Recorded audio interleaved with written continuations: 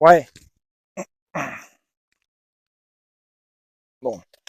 Il y a des gens dans ce pays qui parlent de rémigration, qui font, ouais, qui font germer l'idée de rémigration. Rémigration.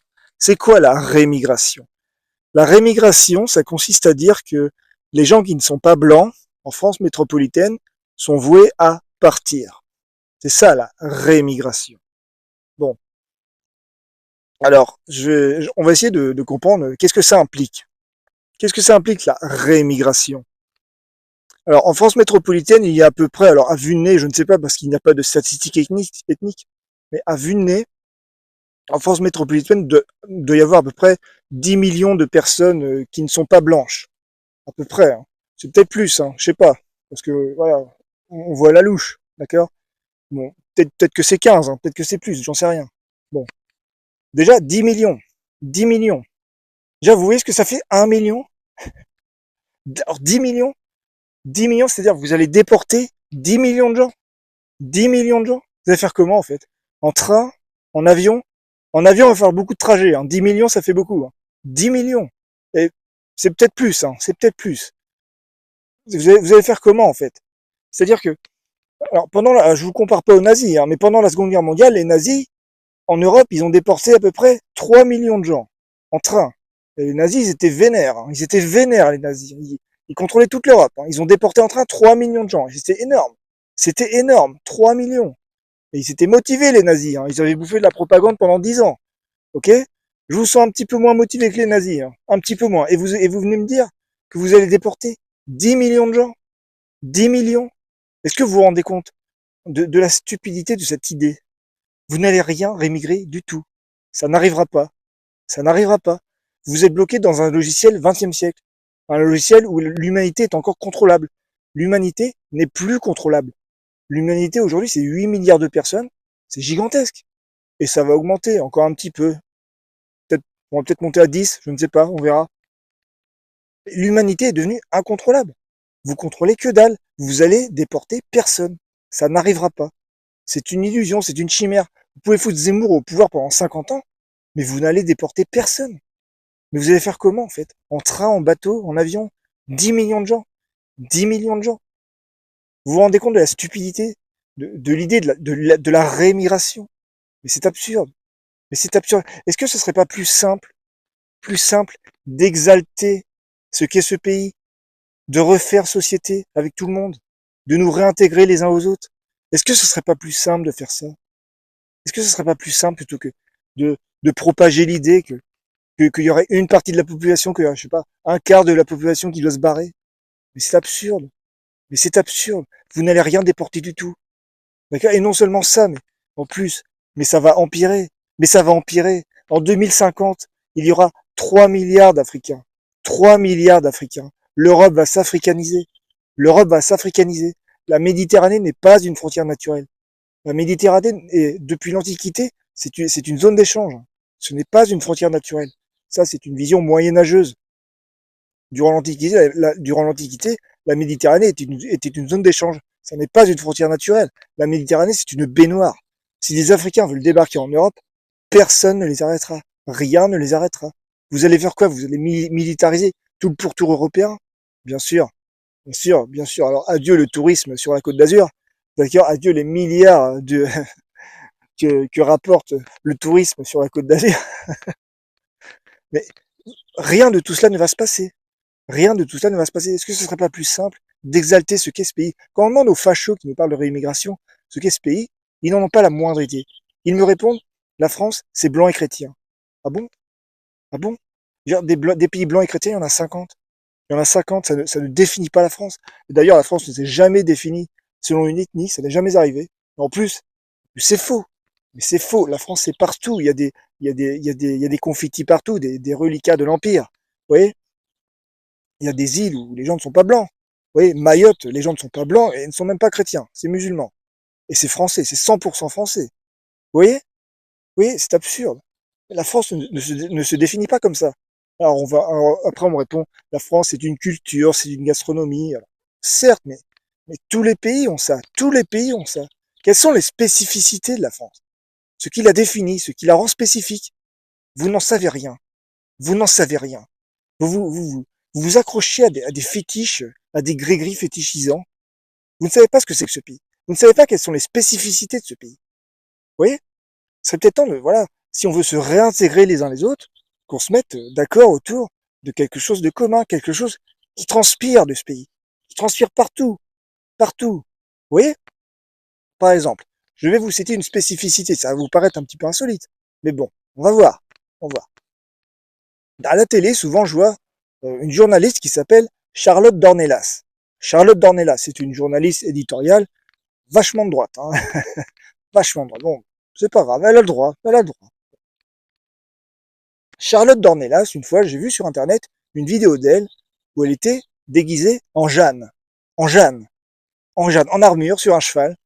Elle devait être très jeune, hein. Elle était ado quand elle a fait ça. D'accord? Elle est magnifique en Jeanne. Elle est parfaite. Vous voyez? Bon.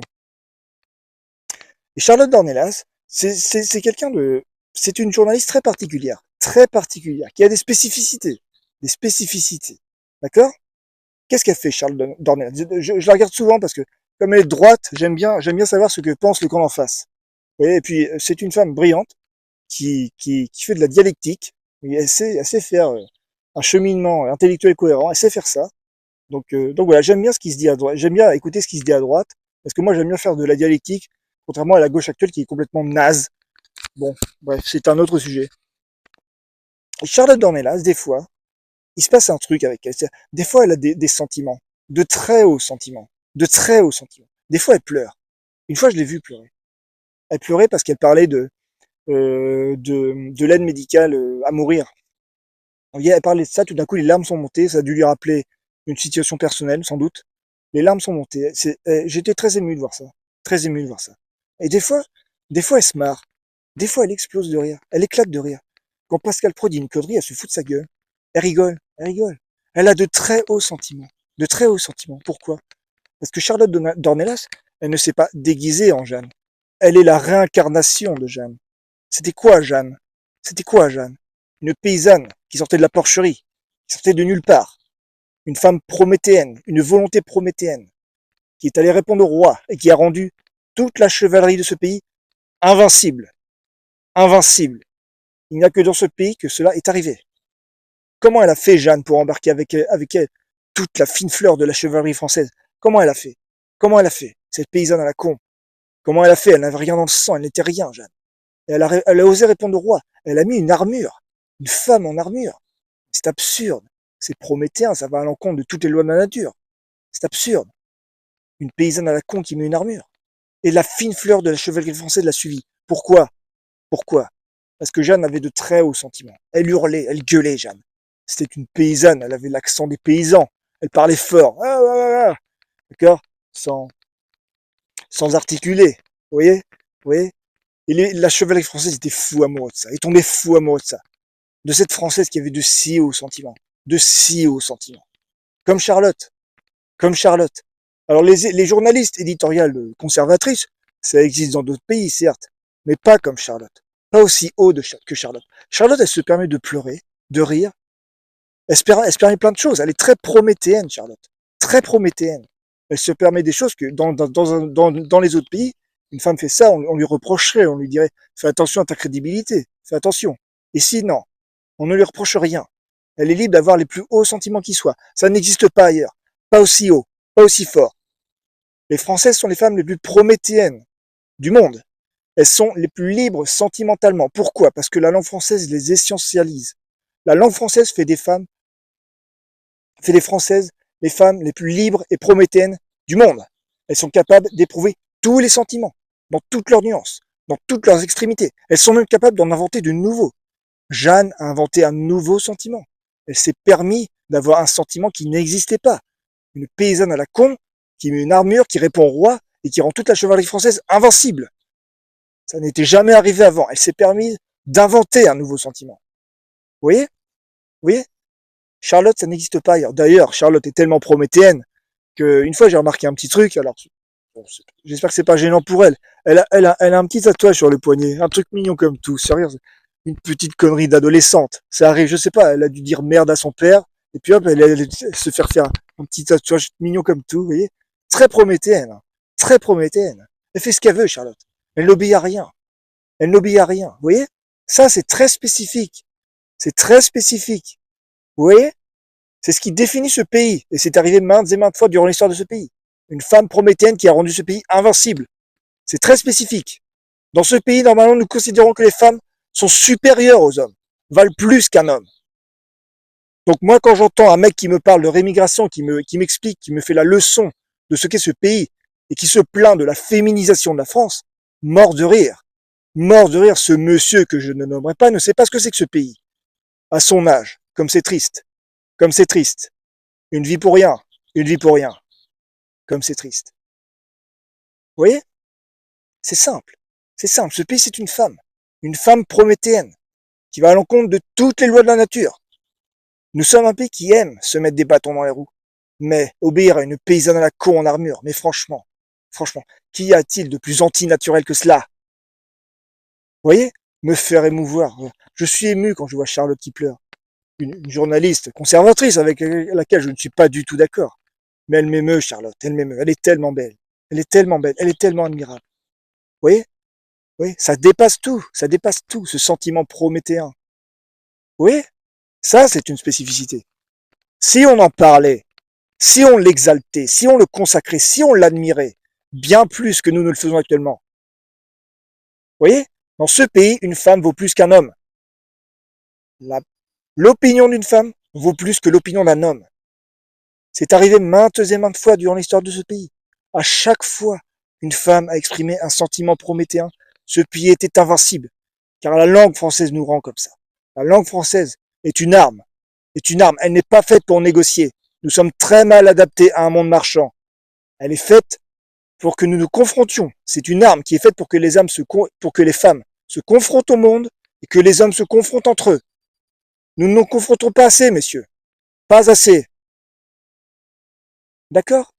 C'est une des spécificités de ce pays. C'est même le pilier central. La liberté prométhéenne. Nous ne sommes pas un pays de liberté individuelle. Nous sommes un pays de liberté collective. Nous sommes prêts à nous sacrifier pour la liberté prométhéenne de Jeanne, de Charlotte, de Roxane, de Marianne, de Joséphine. Maintes et maintes fois, cela est arrivé durant l'histoire de ce pays. C'est une spécificité. Tout ça remontera. Tout ça remontera. Les sentiments, ça remonte toujours. Toujours. D'accord? Juste ça.